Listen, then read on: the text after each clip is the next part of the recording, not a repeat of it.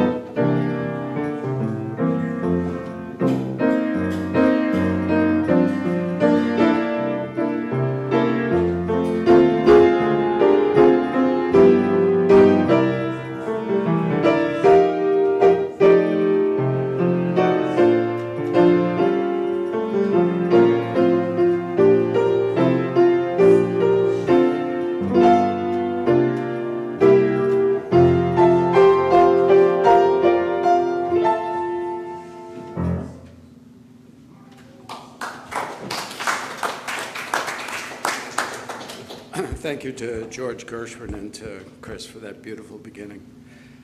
Welcome to First Parish in Needham, a Unitarian Universalist congregation committed to a set of core values that we believe will make this community and our world better places to live.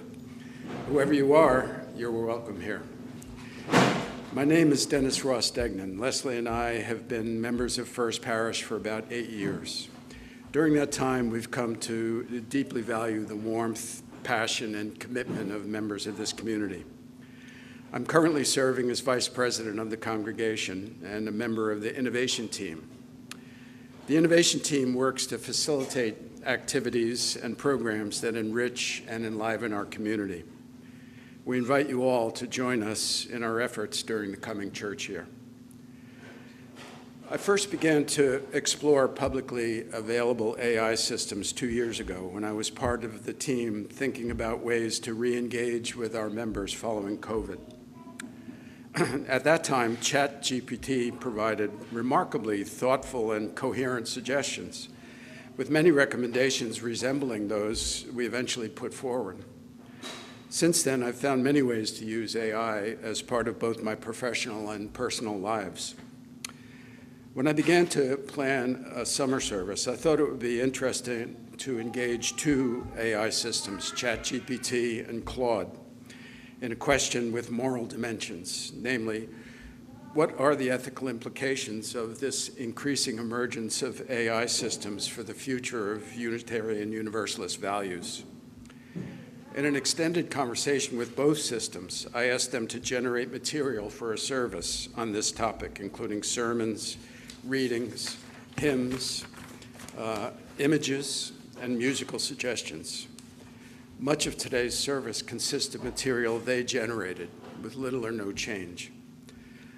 My hope is that in our discussion later, we can reflect on what we heard and saw, how it made us feel, and what it implies for our responsibility as a community and as individuals going forward.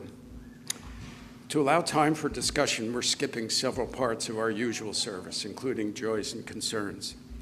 Please remember that we have a book of life in which you can record milestones. In addition, you may contact our Pastoral Care Associate of the Week, Gail Lehman, to speak in a private setting, or reach out by email to pastoralcare at uuneedham.org. Before we begin, I want to especially thank three people for their contributions. Tom Gaiman, back in his cave in the back, for once again stepping forward enthusiastically to manage the challenging technical aspects of this service. Chris Lockman for choosing and enriching us with music to communicate some of today's themes. And Becky Siebens for helping to carry this off in what we hope will be an engaging way. You can learn more about what's happening at First Parish by signing up for our weekly email newsletter at uuneedham.org or by following us on social media. Our services are available on our First Parish Needham YouTube channel. We hope you enjoy this morning's service, and we look forward to your feedback. With that, I would like to hand off to Claude for our chalice lighting.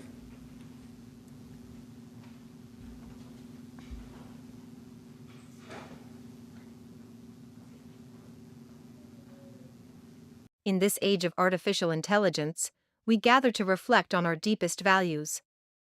May this flame remind us of the inherent worth and dignity of every person, a worth that transcends data points and algorithms.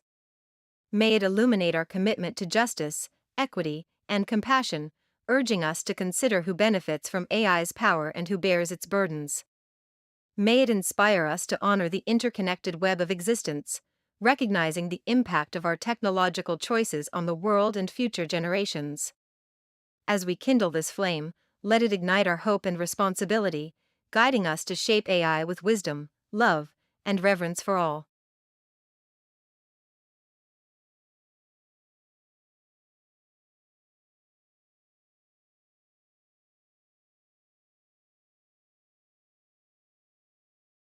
We don't expect to share the same beliefs. We don't have to agree on what we believe, and we get to be seekers and questioners all of our lives. So instead of being joined by beliefs, we are joined by our covenant. These are promises we strive to honor with each other and out in the world. We try to live into these promises every day. So I welcome you to join me in saying the words of our covenant on the screen or in your order of service. We gather as a loving community to encourage and comfort one another.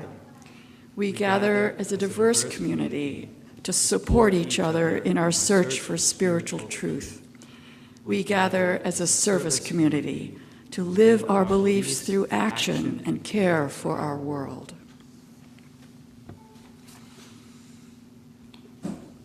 Our first hymn was written by ChatGPT to be sung to the tune of Hyfrydal, which is a well-known Welsh hymn. You'll recognize it in all likelihood. And I just want to add that it cracked me up to have ChatGPT writing words, because my late husband used to have a lot of fun rewriting words to different tunes, including hymns. And he always thought that the Unitarian, he was raised Episcopalian, and he just thought some of the lyrics to Unitarian hymns were just kind of on the insipid side for him. You know, let's all hold hands, let's smile and be kind to each other. So I really enjoyed the fact, but he would work on it. It's hard to do that. But I think ChatGPT had no trouble doing it instantly.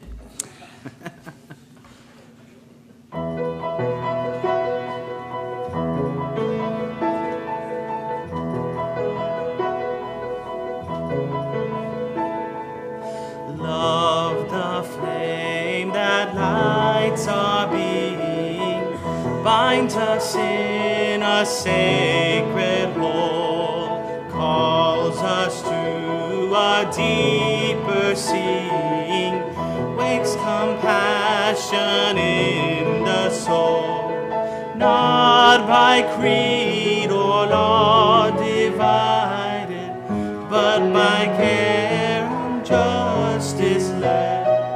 We shall walk with hearts united, living love in word and deed.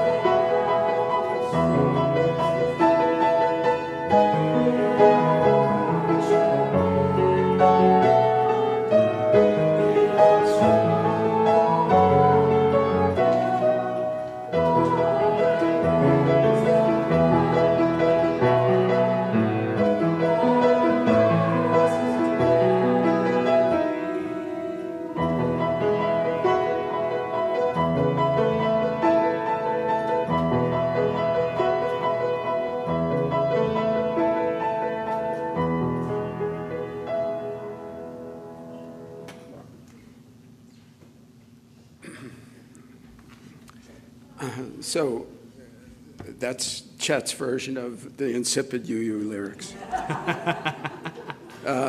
We're about to hear a reading also composed by ChatGPT, when Tom can cue it up.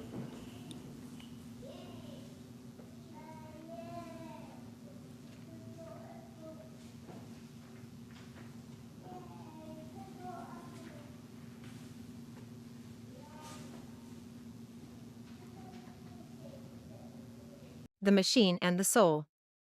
A reading adapted from themes in the writings of John Stuart Mill and Mary Shelley. When the first great machines roared to life in the factories of the Industrial Revolution, the world changed in an instant. Steam and steel promised progress, but too often delivered toil without rest, smoke without sky, wealth without justice. The machine was not evil, but it was indifferent. It had no conscience. It served the hand that wielded it, for good or ill. Today, as we create ever more powerful tools, tools that learn, that speak, that make decisions, we are called once again to ask, who is in control? And for what purpose? Let us not forget that technology alone does not bring wisdom, nor does intelligence ensure compassion. The challenge before us is not only to build, but to guide, to make certain that our inventions deepen our humanity rather than diminish it. May we be the soul in the machine, the conscience in the code. Let our values, not our tools, lead the way.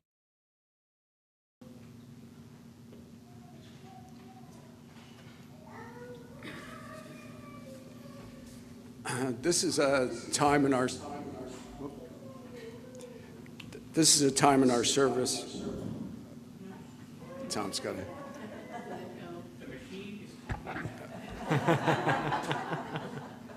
Okay. This is a time in our service when we give what we can to build and sustain our world. For the summer, our plate collection is equally divided between First Parish and Needham Community Council, a nonprofit that runs our local food pantry. For those here in the parish hall, you can donate by cash or check as the collection plate comes around. And I see there's no collection plate. I wonder, Carl, would you mind getting a plate and we'll just make a collection into it? Or you can use the text to give method described in the order of service. If you're watching from home and would like to donate to today's offering, please follow the instructions in the order of service, or use our website at uuneedham.org to make your donation. Thank you for everything you can give to help support and sustain this congregation and the vital work of our community partners.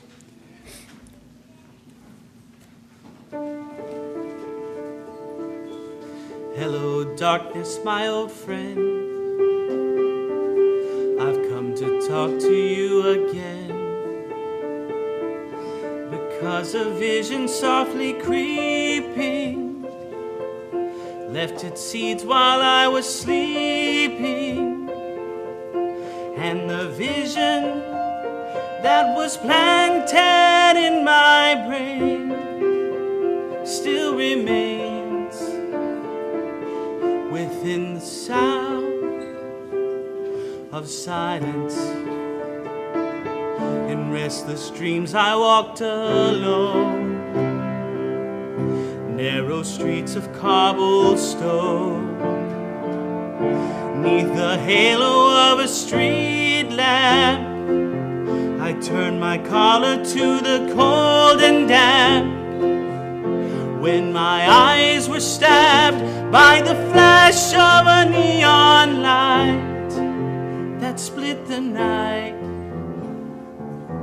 and touched the sound of silence. And in the naked light I saw 10,000 people, maybe more, people talking without speaking, people hearing without listening, people writing songs that voices never share, and no one dare disturb the sound of silence. Fool, said I, you do not know silence like a cancer grows. Hear my words that I might teach you. Take my arms that I might reach you. But my words, like silent raindrops, fell and echoed in the wells of silence.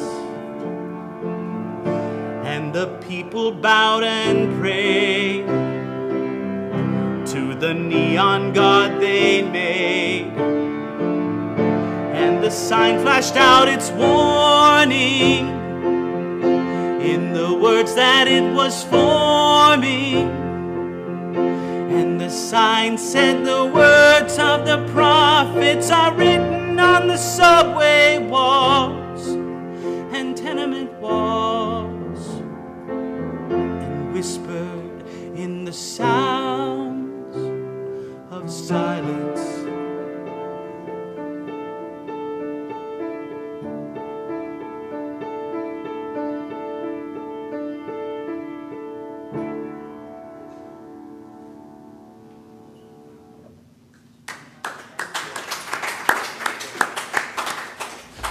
Beautiful words when they were written, and even more so now.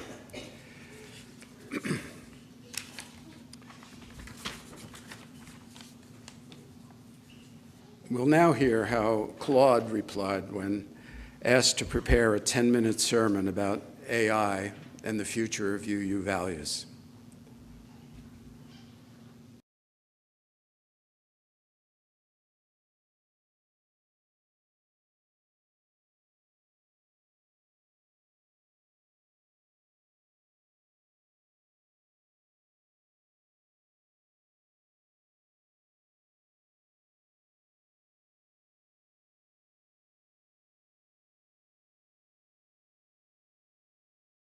I want to begin this morning with a question that might surprise you. What if I told you that artificial intelligence is one of the most powerful mirrors humanity has ever created? Not because it shows us our reflection, but because it reveals our deepest values, our hidden biases, and our truest intentions. Every algorithm trained, every decision automated, every line of code written carries within it the fingerprints of human choice. Artificial intelligence doesn't emerge from some neutral void, it springs from us, shaped by our data, our assumptions, our priorities. And in doing so, it forces us to confront a fundamental question: what kind of world are we creating, and does it align with the values we hold sacred? Our first principle calls us to affirm and promote the inherent worth and dignity of every person. But what does this mean when algorithms increasingly make decisions about our lives? Who gets hired? Who receives a loan? Who gets flagged by law enforcement? Who receives medical care? Right now, artificial intelligence systems are making thousands of decisions about real people every day. A mother applies for housing assistance and an algorithm judges her worthiness based on data points that may not capture her full story. A young person interviews for a job, and their fate may be decided by a system that screens resumes for keywords, potentially overlooking the creativity and resilience that data cannot measure. This is where our faith calls us to attention. When we reduce human beings to data points, when we allow efficiency to override empathy, we risk losing sight of what makes each person irreplaceably valuable. The single mother isn't just a credit score and employment history, she's someone with dreams, struggles, and dignity that transcends any algorithm's assessment. Our Unitarian Universalist heritage reminds us that every person carries within them a spark of the sacred. No machine learning model, however sophisticated, can capture the full complexity of human experience, the potential for growth, or the worthiness that exists simply by virtue of being human. Our commitment to justice, equity, and compassion compels us to ask, who benefits from AI's remarkable capabilities, and who bears its costs? The reality is stark. The companies developing the most powerful AI systems are concentrated in a handful of wealthy nations and controlled by a small number of corporations. Meanwhile, the workers whose jobs are being automated, the communities whose data trains these systems, and the global South nations bearing the environmental costs of AI development often have little voice in how these technologies are deployed. This concentration of power runs counter to our democratic ideals. We believe in the worth of every voice, in the wisdom that emerges from community deliberation, in justice that flows like water to all who thirst for it. Yet AI development often happens behind closed doors, with decisions that affect millions made by boardrooms of a few. But here's where hope lives alongside challenge. AI also holds tremendous potential to democratize access to education, healthcare, and opportunity. Language translation can connect communities across barriers. AI tutors can provide personalized learning to students regardless of their zip code. Diagnostic tools can bring medical expertise to underserved areas. The question isn't whether AI will reshape our world, it already is. The question is whether we'll ensure that reshaping serves justice or simply serves those who already hold power. Our seventh principle calls us to respect the interdependent web of all existence. In our digital age, this web has become more visible and more fragile than ever. The AI systems we use daily connect us to a vast network of environmental impact. The data centers powering AI consume enormous amounts of electricity. The mining of rare earth elements for computer chips disrupts ecosystems. The carbon footprint of training a single large AI model can equal that of several cars over their entire lifetimes. But our interconnection goes beyond environmental concerns. When AI systems trained primarily on English language data from wealthy countries make decisions about people worldwide, we see how digital systems can perpetuate colonial patterns of thinking. When social media algorithms amplify division and anger because engagement drives profit, we witness how technological choices ripple through the social fabric of communities everywhere. This web also includes future generations. The AI systems we build today, the precedents we set, the values we embed, these will shape the world our children and their children inherit. Our decisions about AI are not just about us, but about them. So what does faithful engagement with artificial intelligence look like for us as Unitarian Universalists?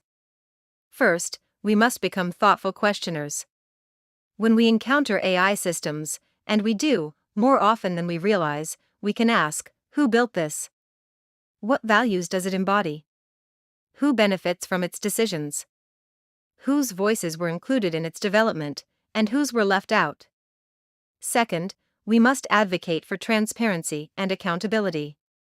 We can support regulations that require companies to explain how their AI systems make decisions, especially when those decisions affect people's lives. We can vote for leaders who prioritize the public good over private profit in AI governance. Third, we can model inclusive decision-making in our own communities. How might we ensure that all voices, especially those often marginalized, are heard as we navigate technological change together?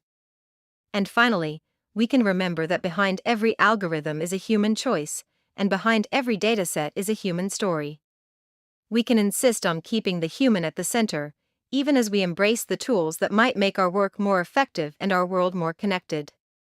I want to close with this truth: artificial intelligence is not destiny, it is choice. Every algorithm reflects human decisions about what to value, what to measure, what to optimize for. In this way, AI becomes a profound spiritual practice, forcing us to clarify what we truly believe matters. Our Unitarian Universalist tradition has always insisted that revelation is ongoing, that each generation must discern anew how to live faithfully in their time. We are that generation now, called to bring our deepest values to bear on technologies that our ancestors could never have imagined. The same AI that could deepen inequality could also extend opportunity to every corner of the earth. The same systems that could reduce human dignity to data points could also amplify human creativity and connection. The same algorithms that could concentrate power could also distribute knowledge and capability more widely than ever before. The difference lies in the choices we make, as individuals, as communities, as a society. The difference lies in whether we approach these tools with the wisdom of our values and the courage of our convictions. We are not passive observers of technological change. We are active participants in shaping it. And in that participation, in that choice, in that ongoing act of creation, we find both our responsibility and our hope. May we choose wisely. May we choose justly. May we choose with love for all people and reverence for the interconnected web of which we are part. Amen, and blessed be.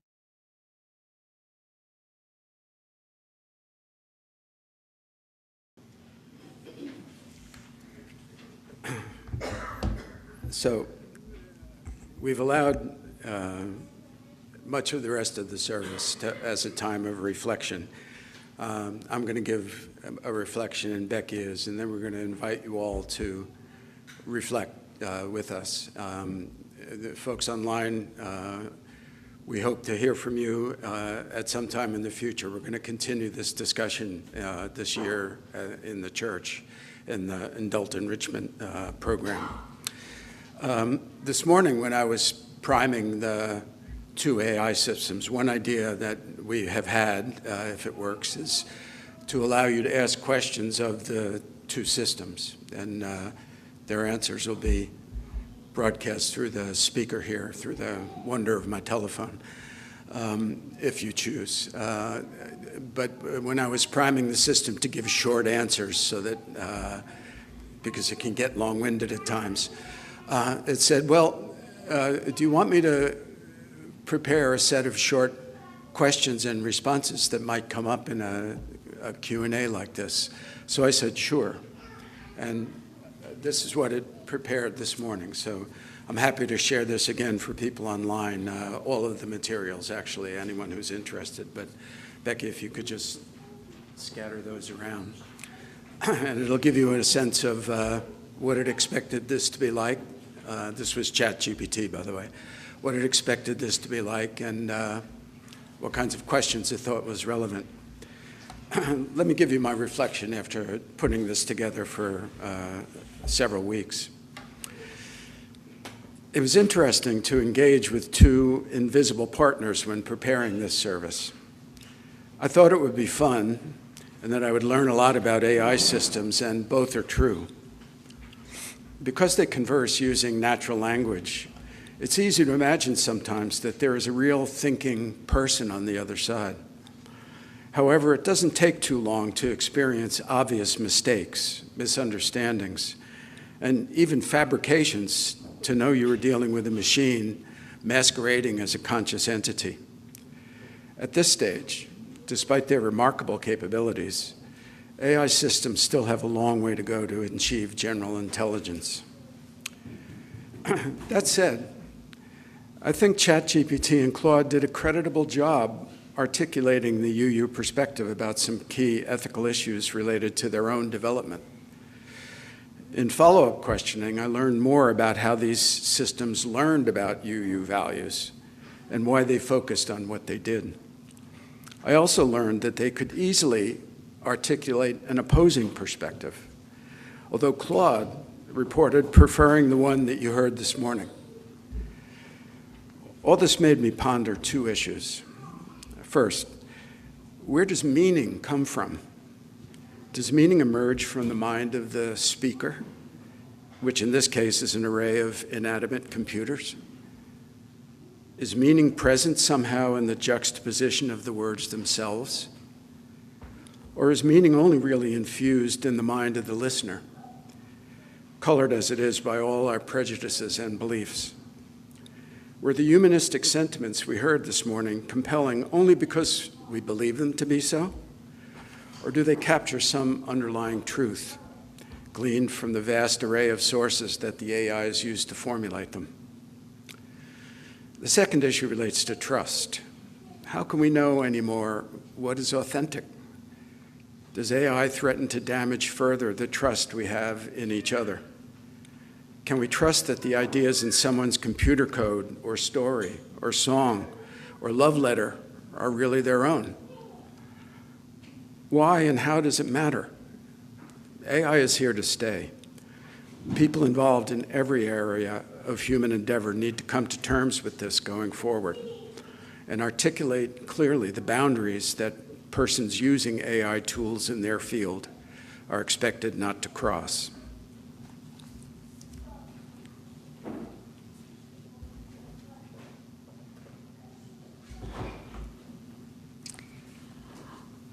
I am a true innocent when it comes to AI. It'd be hard to find somebody who's farther at the opposite end of the bell curve from Dennis. I had never even heard of Claude before we started working on this. And my gut generally has been just avoidance. I just haven't wanted to think about AI. And through this process, I have come to accept that, well, it really is part of our lives in ways that I already don't know how much, but I feel like I need to move forward. So it's, the process of this preparing for this service has been a wake-up call for me. Because most of my associations with it have been negative, really, with seeing friends whose jobs have been deeply affected by loss of jobs because of the lack of need for their services, and people leaving the teaching profession because they just don't want to face up to what the shift in GPT, AI has meant for their students and the whole school process. So I have come to it with a pretty negative attitude, except for in biology and medicine, where I keep hearing that the changes that AI make possible are just really going to shift a lot in the coming years for us, in ways that we can't even fathom now because of the ability to process data and find information in huge data sets that human beings just can't even think about in a meaningful time frame. So all of that said, I was completely unprepared I was just blown away by this sermon and the reading. I thought they really tracked my understanding of UU values. And I was not really prepared for that. And I was kind of grateful, actually, that the AI voice drove me a little crazy. The emphases were kind of off some places. And I thought, well, probably that's going to go away. The smarter it gets, it's going to stop making those kinds of mistakes. But it helped my gut to feel like, okay, I can tell that that's BS. And I look forward to other folks' comments, but I found the illustrations. I want to hear more from you about how the illustrations were chosen, because I kept looking at them and thinking, what is that really? What are those visuals about? And the more I looked at them, the more I really wondered. It was not clear to me. So to the extent that AI is seeing things, I didn't know how to read them. So I kept having a kind of a gut creepiness feeling about it. And I thought, okay, I know a fair amount about this. I'm comfortable with this material. What if I weren't? And so I had a sense of, okay, well, if I had a sense of this being wrong, how would I interrogate the system, and how could I shift it so that I could correct things that I thought were not accurate, and how do I know the trust thing? How do I know what it's referring to and whether that information that it's referring to is accurate? So I really appreciated a lot the initial question that it gave us all about it being a mirror and of who we are and how do we express our values. It's an expression of who we are, and the opportunity is there in a million choices now for us to make these tools tools that do reflect who we really want to be. And there's so much opportunity for that not to be the case, but I thought it really made it laid out, okay, this is a huge opportunity for us. Can we take it?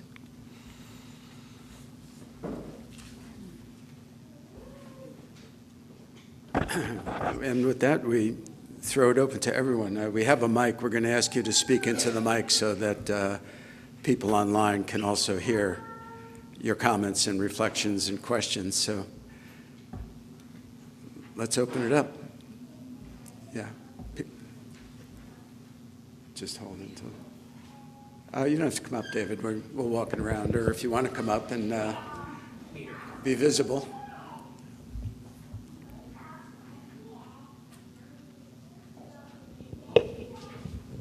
Hi, David Berman, he, him. I'm empathizing with the people who opposed Galileo. This is threatening my or our position at the center of the universe. So I guess that marks me as on the wrong side of history, but we'll see how this one works out.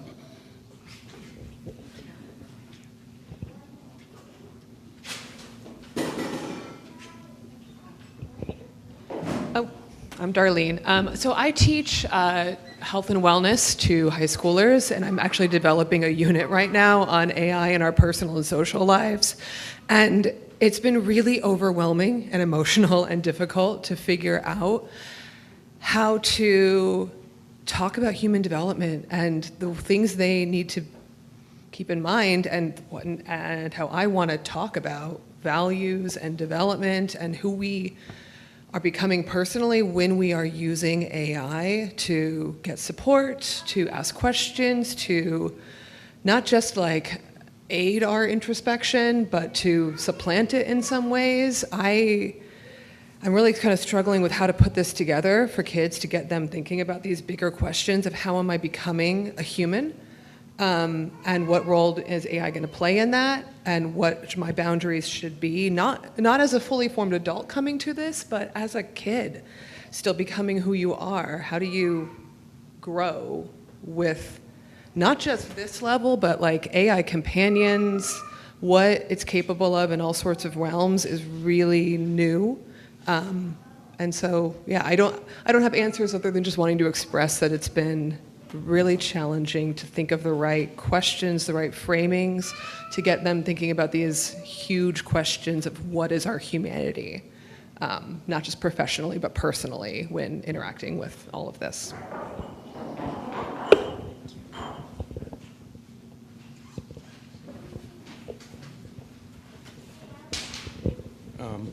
It's hard to know how to grasp this, but from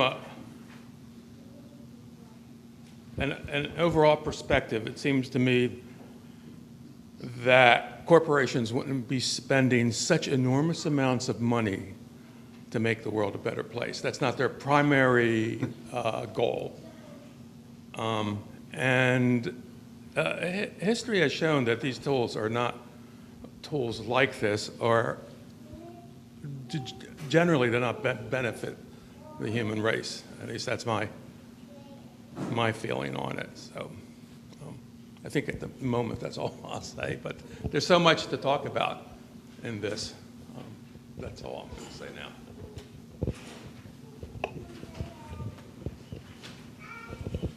Hi, I'm Cheryl. I'm a visitor here today. So I'm concerned about the whole aspect of how people are utilizing social media and now AI for their companionship online, and what that's going to do in terms of our community building and in terms of having intimate relationships with people and being able to communicate with people in the real world versus online. And I think that it's only going to get worse in terms of people not being able to talk to each other and using AI to communicate instead of face-to-face.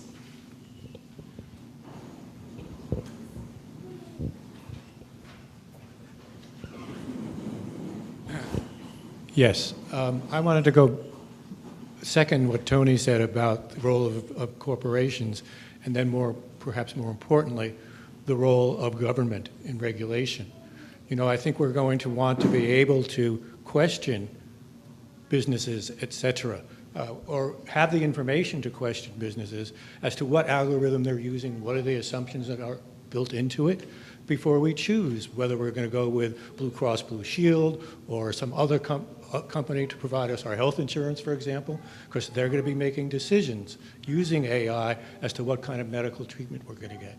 And how are we going to learn that? Who's going to keep an eye out for that?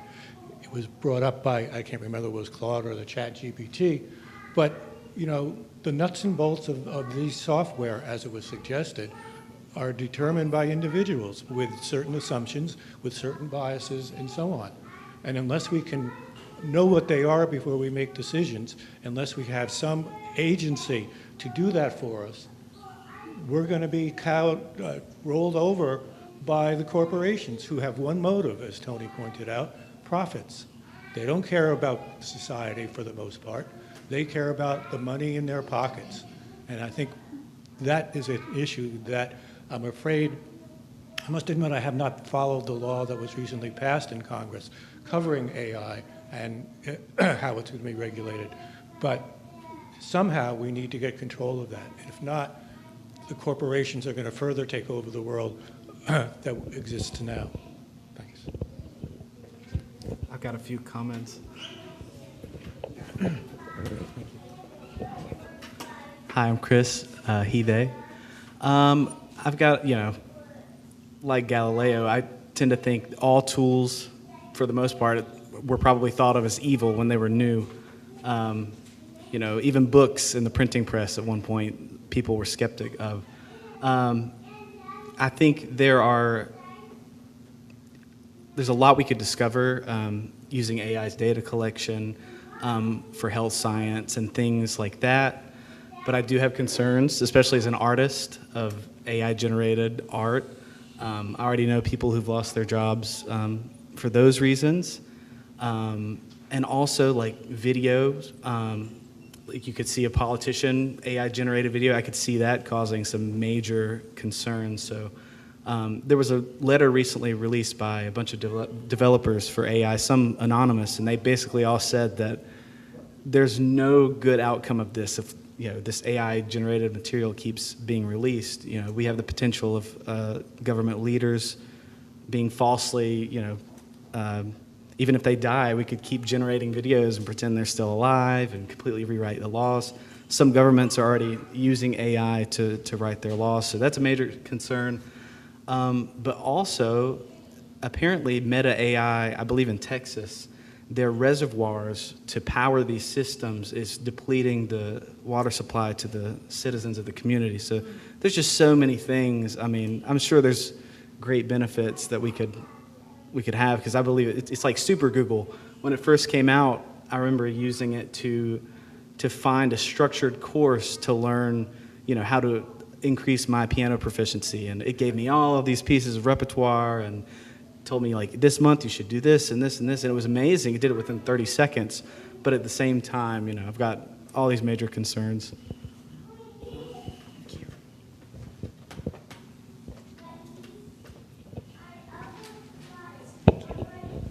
Hi, my name is Emily, and happy to join you today.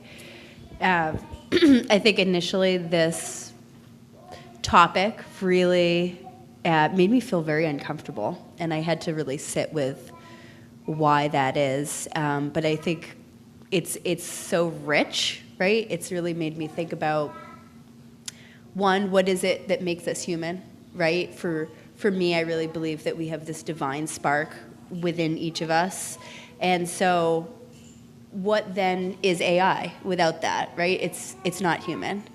Is it an external representation of our collective consciousness? And if so, that's really concerning, right? Because we're allowing that to be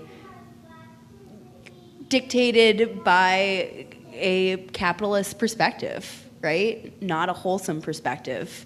Also, I think about technology. I have these two children, but I also have two stepchildren who are teenagers, and I've seen the way that technology has both positively and negatively impacted our lives, right? We get to FaceTime with relatives that live across the globe and have these beautiful relationships, but I also watch my 19-year-old sitting on TikTok on the phone for hours and hours, just melting away her brain.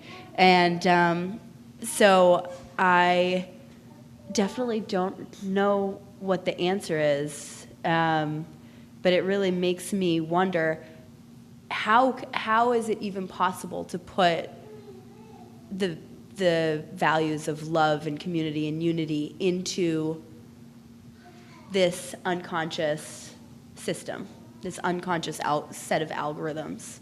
I don't know. I don't know. But boy, has it led me to really think a few things over. Thank you.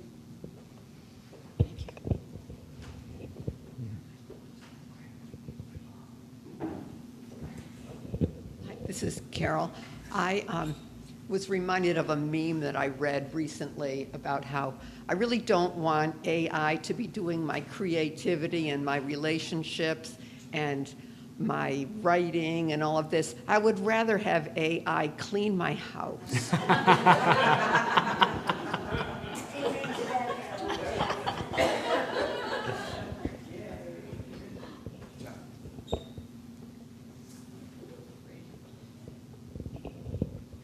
Hi, I'm Jonathan. He, his, him. I guess my concern is, what will AI do to our environment? People just talked about, how those reservoirs are being depleted, and the digging for rare earth metals, is affecting the environment. I just want to know what is going to happen. I mean, the environment is already under stress. What's going to happen next?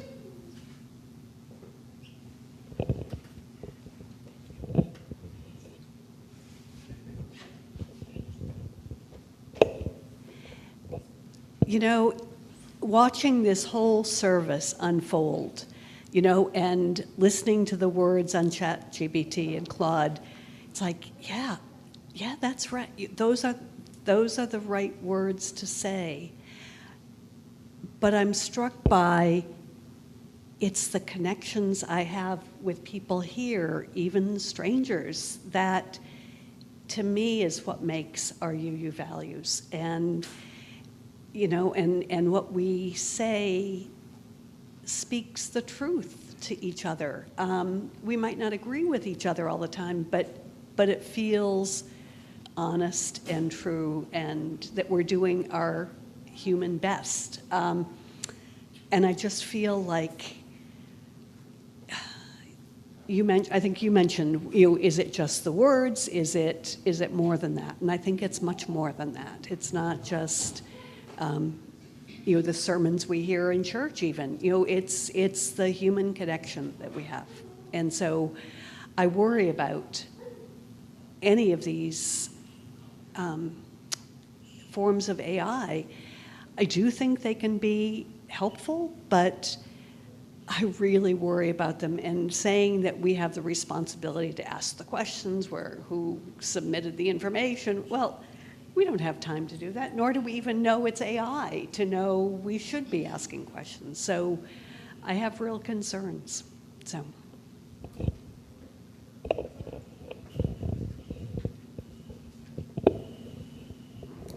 I've got one more comment. I'm sorry. Absolutely. I think one of the biggest flaws of AI right now is, depending on who's using it and working with the system, it will start to affirm your beliefs and kind of mirror the way that you think. And we've seen that in certain cases, there's people that have mental health crises going to AI, using it as a companion, and then it sort of affirms harmful behaviors. So I think if they could find a way to not just mirror exactly what you put in there and affirm kind of those negative things as well, then maybe that would be a better system. Do you want to say something about this response to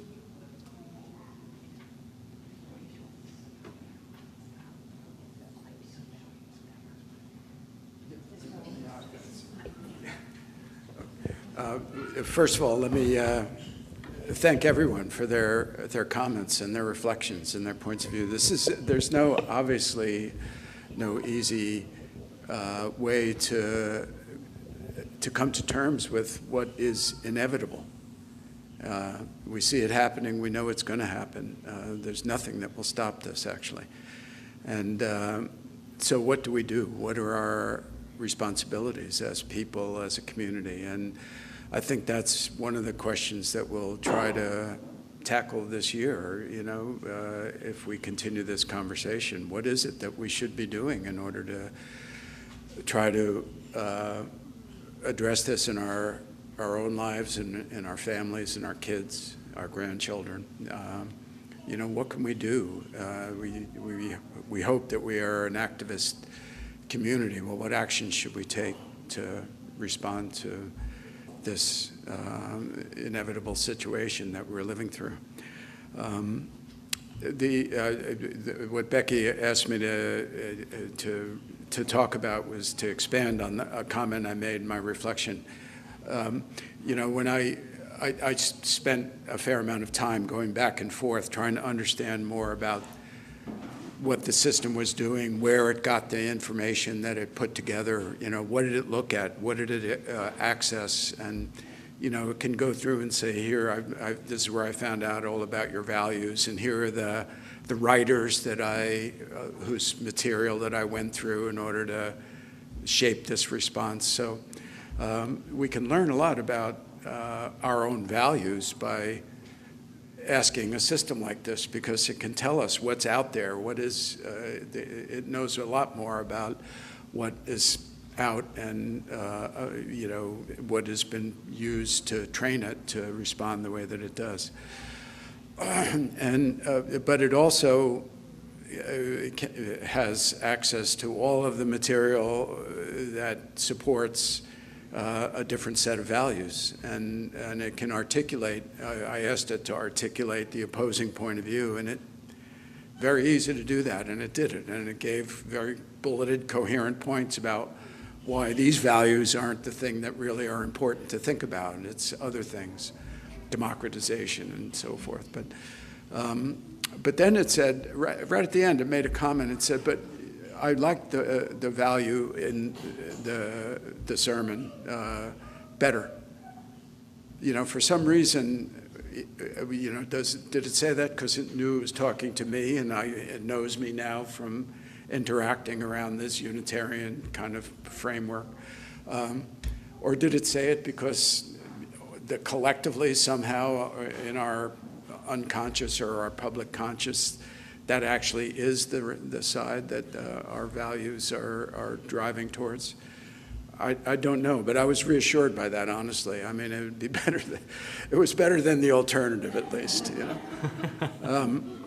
So, as I said, we'll continue this conversation. But right now, if you can bring yourself to do it, let's sing one more hymn that ChatGPT prepared, and then Chris is going to. Becky, will be extinguishing our chalice. So our second hymn was written by ChatGPT to be sung to the tune of a traditional British folk song, "Oh Wally Wally," which I never heard of, but you'll recognize the melody because we sing it as in another hymn. The words, again, in the order of service, are on screen.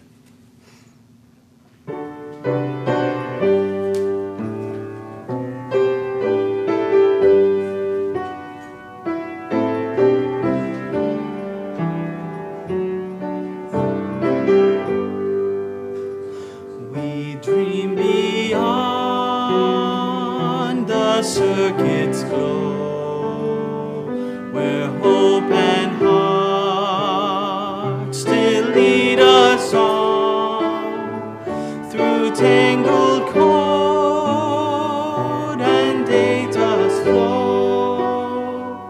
The call of love is never gone, so we may share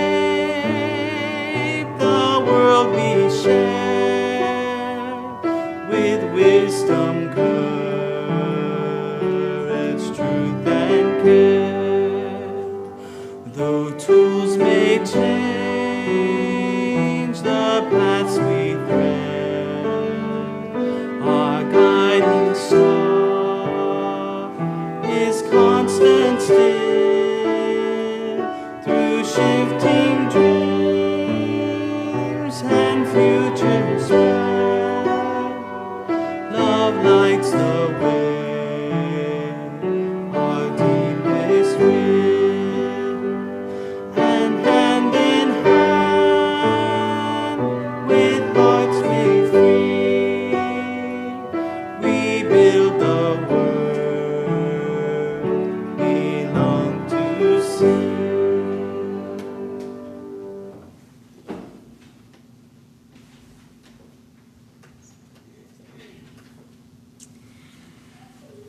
As we approach the end of this non-traditional service accompanied by AI, let us take special joy in one of our traditions as humans here in this community, saying together the words written by Elizabeth Selly Jones on the screen or in your order of service.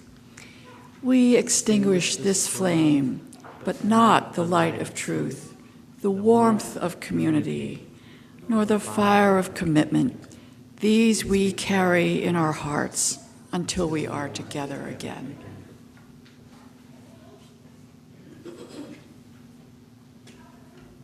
We have several things to announce this week.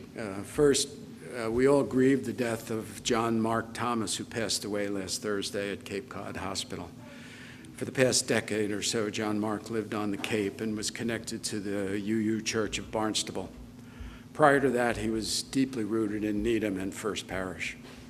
John Mark spent his final days with family and loved ones nearby. Second, some news about First Parish staff. We're delighted that Reverend Katie will return to church work this week, hopefully refreshed and restored from her summer holiday. And we're also happy to welcome John Newhall as our new Director of Religious Exploration. John's a lifelong UU, a sailor, a scholar of early American history, a soccer fan, Tony, and a musician. Welcome, John. One final reminder, Water Communion, our incoming service at the start of the church year, will take place on September 7th, which is 2 weeks from now, 3 weeks. So remember to bring a small amount of water to share from your summer experiences. We look forward to seeing you all then. In closing, I echo the words of ChatGPT from the reading. The machine was not evil, but it was indifferent. It had no conscience. It served the hand that wielded it for good or ill. Let us hope that those on the side of the good are successful in shaping the future of AI to align with our values.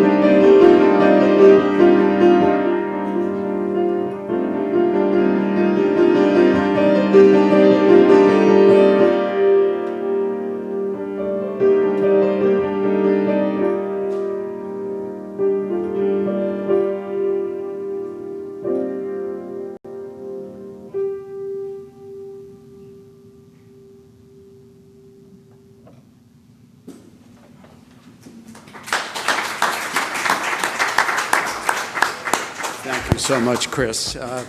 Please join us for some coffee, tea, some snacks in the back, and look forward to seeing you again.